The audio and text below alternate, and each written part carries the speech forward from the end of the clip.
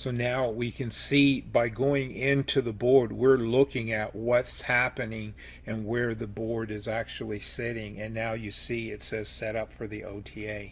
So now let's go in and let's do an update. So here we're going, and now remember I had laid out and mapped out my boards, or the WIO bin files, and I labeled the first one, and these numbers are in correlation to what we saw in the image at the very beginning, the 1 2 3 4 5 on the boards. So for me, I have board 4, so we've got that installed. Now let's put in the IP address, and that was 192.168.8.131. Then we have the 3232, which is this it's an ESP board, ESP32 board. This is a password, and this is a password to get into the OTA, so there's no need to change it. And now let's move this over, and we're going to look at the server, and let's start the OTA process. It's reading, it's pausing. Now it's getting ready to send the file.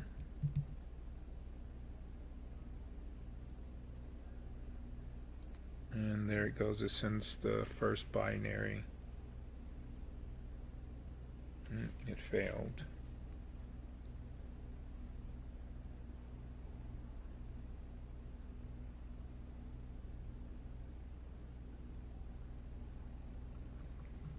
So it failed with that bin. So let's try this. Let's try going in with bin 5.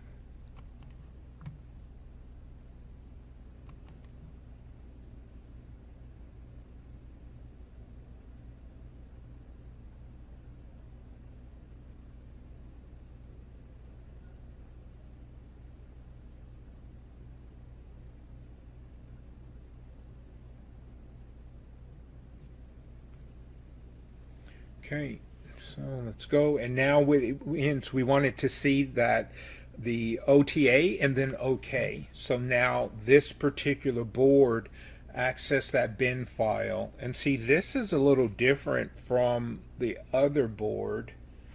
And because I went with the other board and I put 4 in and it worked, and 5 failed. In this case, 4 failed and 5 worked. So there is a little bit of confusion in what board is going to work with which bin file. So you have to make sure you pay attention to that. And this is the same exact board. So it's kind of interesting to see what's what. And there's a possibility, remember when I went in and did the installation of the firmware, and I went back to version 1 in one sense, and then in the other one I used or I left the version 2.4. So yeah, that's something, once again, it's another little twist or hook that you have to watch out for. But we're not going to be concerned with it, and we're not going to go down that rabbit hole. Let's try to get the maintenance here. Let's disconnect, go back in. It's 13, and let's connect to the board. So now here we got the board here, and now it's ready to go. Now here's the WAN. We know that it's 88K, and that the password here. And now you can hit the scan button, and it will look for all of the networks that's in your area, and then you can pick yours. But I know what mine is, so we don't have to do that now. It's going through accessing. 。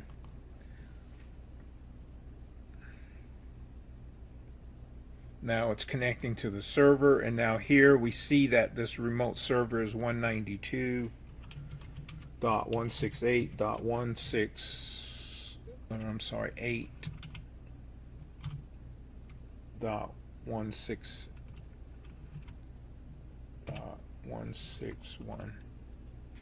And now typically this is set up for automatic, and you don't want that. It will just kind of waste time. So leave that unchecked. Then we want to set the board, we'll call this 58, and then we're going to make it the IO. We want the IOs. And now let's set these.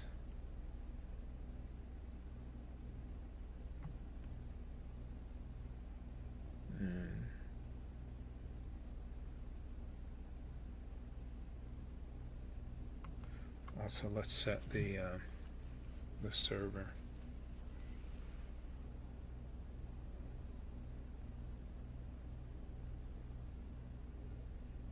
And then let's set the 58 again. Okay, so now we've got that done, and let's make one little change so we can see it happen.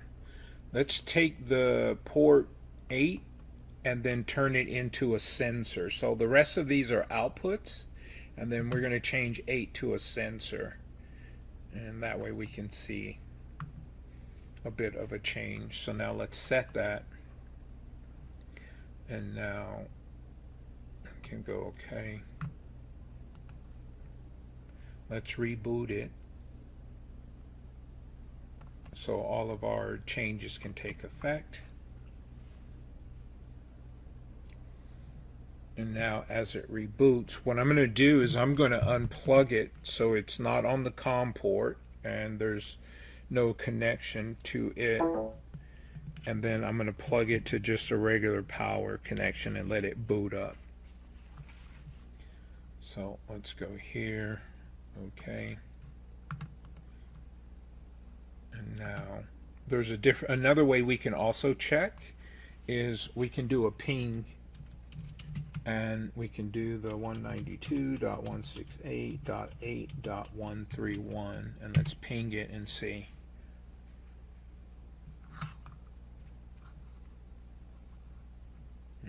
May not be up yet.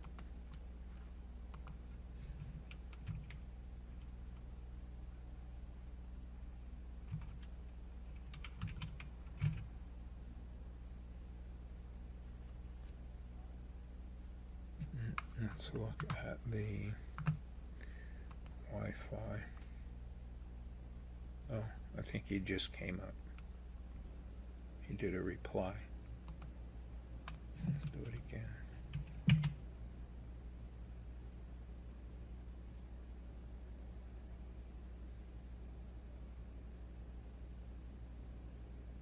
Oh wow, something's up. You can see that it did reply. And I wonder if that bin file is corrupted. Let's see. Oh no, here he goes.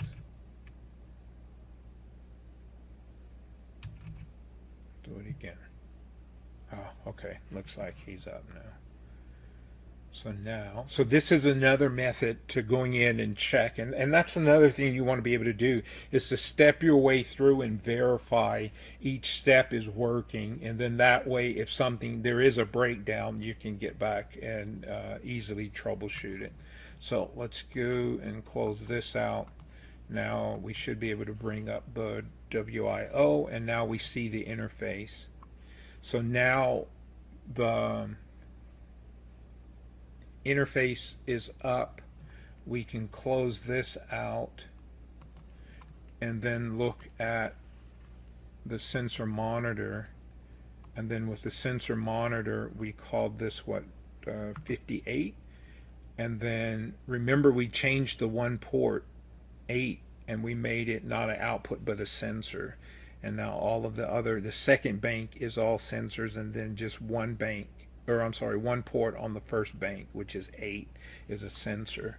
So now let's do the final test, And what we're going to do is trigger the event. And just like the other, like on the Pi Pico, the pins are looking for ground, so we have to supply a ground to the pin in order for it to trigger a sensor. So now what I'm going to do is trigger an event, and let's see if it occurs.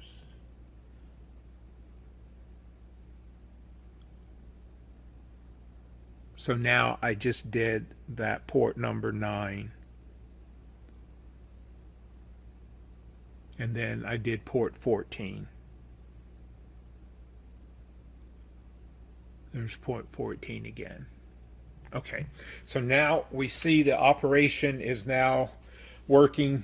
The pins are reporting back. We can see it on the sensor monitor here, and we can pretty much say that the process or the installation is successful. Now, hopefully you guys will follow through, see this. It will help you get your installation done. It is difficult, I think, if you don't know some of these little turns or these little quick right turns, you can get lost and, you know, thrown for a loop. So hopefully this helps you guys out. And just like always, subscribe, like, share, and we'll talk to you guys later. Bye.